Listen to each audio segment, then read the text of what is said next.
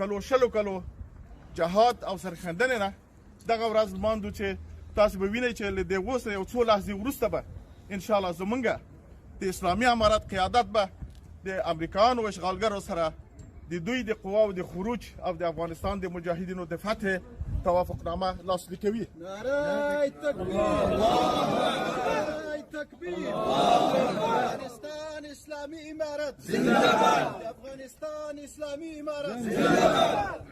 د دغه تاریخي ورځې د دغه د ویاړ د ورځې زه مبارکي خپلو ملګرو ته د سنګر مجاهدینو ته او د شهیدانو کونډو او حتی زموږ خپلو بندي او اسیر ورونو ته بالاخره ټول د افغانستان مظلوم او بیچاره ولس ته مبارکي وایم. الله پاک دې په موږ تاسو ټولو باندې مبارک.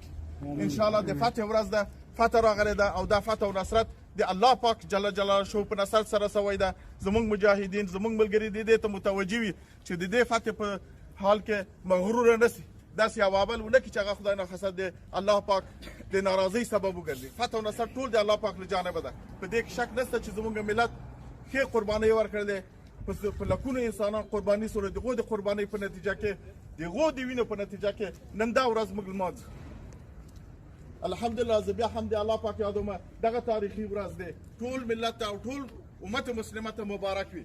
نو انشاءالله الرحمن له اوس نه به یو څو ساعته وروسته زمونږ مشر زمونږ رهبر ملا برادر اخوان به دغه توافقنامه د امریکایانو د اشغالګرو د خواو د خروج له امریکایانو سره امضا کوي او د دې توافقنامې په اساس به خارجي قواوې له افغانستانه په 14 میاشتو کې وځي او افغانستان به خپل استقلال یو ځل بیا اعاده کوي. نعره تکبیر، نعره تکبیر.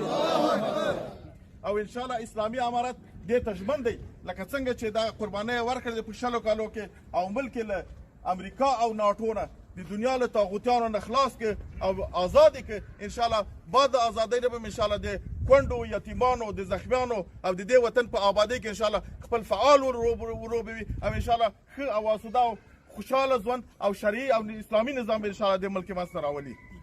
انشاءالله.